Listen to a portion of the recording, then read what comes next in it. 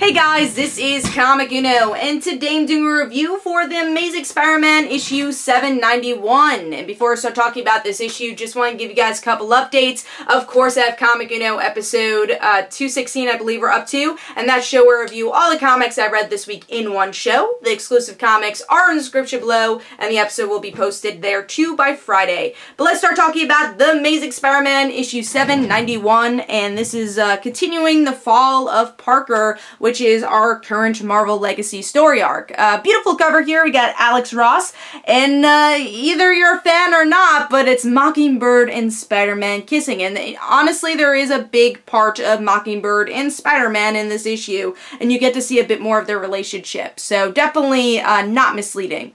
Now, going into the artwork of the story, I really do feel like Stewart's artwork is really doing well here. I didn't love his artwork in previous arcs, but I think it's stronger. I still think it's because of the kind of dampier coloring in certain scenes, but I also think that's gotten better too. It's just that sometimes you get to see like background characters blend a little bit too much when they're not important. I just feel like that could have been detailed a little bit more, and you get to see that in crowded scenes like this, and also the Daily Bugle scenes. I feel like it just felt a little too cluttered at times, just the way the coloring and the pencils meshed.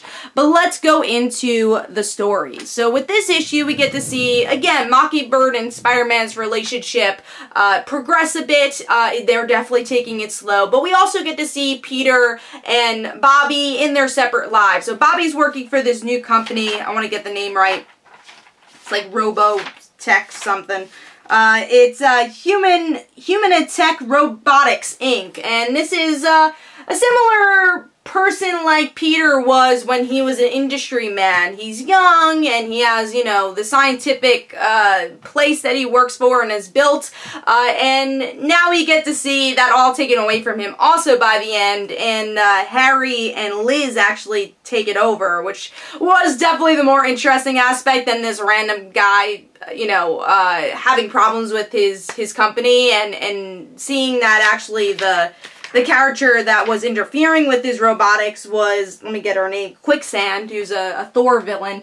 So that part I wasn't as interested in, but I definitely liked the aftermath of it. I liked the Liz and Harry stuff and making that all connected. But also you get to see Peter working for the Daily Bugle, and this being his first kind of expose, and that was a lot of fun. And it brings, you know, the Marvel Legacy mantra to the forefront, where this is definitely still new Spider-Man. It definitely takes a lot of calls from all new Marvel now, whatever we were up to before, but it also feels like classic Spider-Man. You have the Daily Bugle back, and you do get to see Peter having a lot of bad luck in this issue, but it's kind of the reverse, where he wants to be Spider-Man more than he does Peter Parker, and people not liking Peter, which is kind of an interesting twist on the Spider-Man narrative. So overall, I thought this was a really solid issue. I liked Mockingbird and Peter's interactions in the issue. I don't totally ship them, but I do like their relationship, at least as friends. And I did like, you know, Mockingbird's new job, I like Peter's new job, and I like the end result of that company and I guess what it stood for.